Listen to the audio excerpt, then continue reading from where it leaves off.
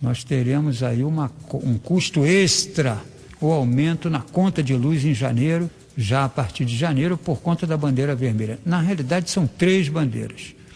O preço que nós vamos pagar já em janeiro. Está claro isso, prezado ouvinte? Vermelho, amarelo e verde? Verde liberado não, você paga normalmente, não tem nenhuma cota extra, como se fosse assim um condomínio. Amarelo 1,50, vermelho, já abrindo 2015, a bandeira que vem é a bandeira vermelha. A energia consumida foi a energia mais cara, por conta da crise hídrica no Brasil, e a conta vem mais cara. Rubens Teixeira, formação de preço, como é que é isso então? O que acontece? Por que não pode ser reparado? Por que você...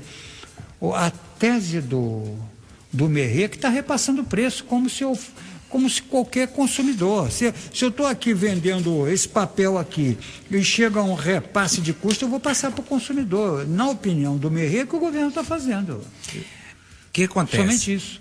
A energia a gente paga sob forma de tarifa.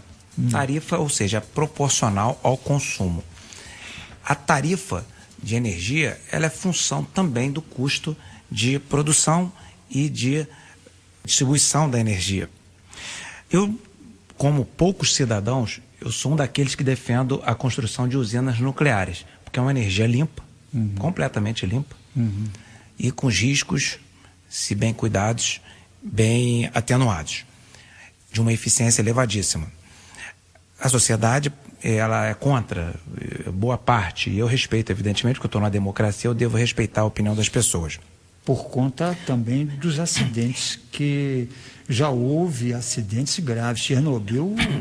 Chernobyl... Japão também, olha, né? no Japão é o melhor exemplo. Um programa de humor, logo que houve o acidente... Eu fui chamado na emissora de televisão para explicar os riscos nucleares no Brasil e no exterior, e um programa de humor depois me convidou e perguntou para mim se acontecesse no Japão o que aconteceu no Brasil, qual seria o resultado sobre o Brasil. Eu falei, olha, o Japão, os prédios lá são projetados para suportar terremotos.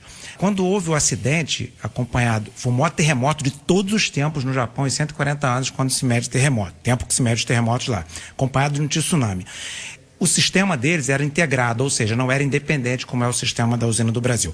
Aí um programa perguntou assim para mim, o que você acha que aconteceria no Brasil se acontecesse uma coisa como no Japão?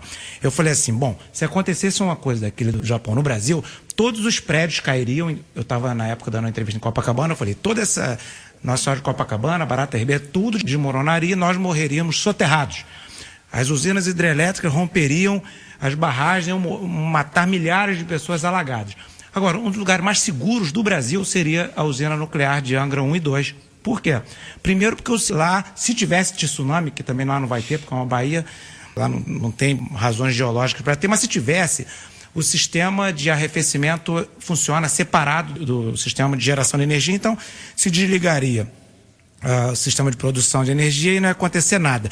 Como a usina de Angra 1 e 2 são projetados para suportar impacto, inclusive de pequenas aeronaves, se cair lá para não ter problema, lá dentro da usina seria um dos lugares mais seguros do Brasil. Agora os prédios, as casas todas desabariam. Agora, na verdade não vai acontecer aquilo no Brasil, porque geologicamente o solo brasileiro não existe estatisticamente possibilidade de acontecer aquilo no Brasil.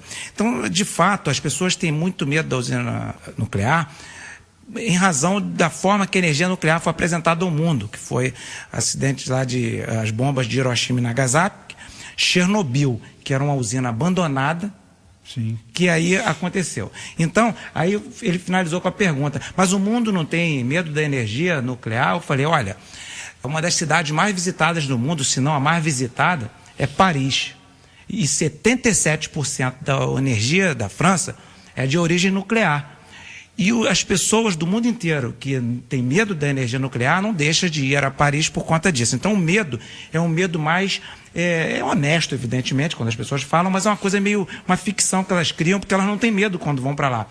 Então, quer dizer, existe uma discussão em cima disso que às vezes as pessoas, elas, pelo temor do uso da energia nuclear, com medo de explodir, se Angra 1 e 2 fosse perigosa, fosse algo perigoso para a sociedade, os técnicos que operam Angrão e 2 não moravam em volta da usina com as próprias famílias deles. Então, o medo da sociedade é um pouco exagerado.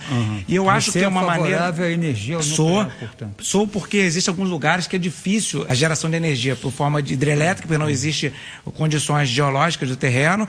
A energia termoelétrica é cara e, de alguma maneira, ela polui o meio ambiente, embora o gás ele polui muito menos do que o óleo e do que o carvão.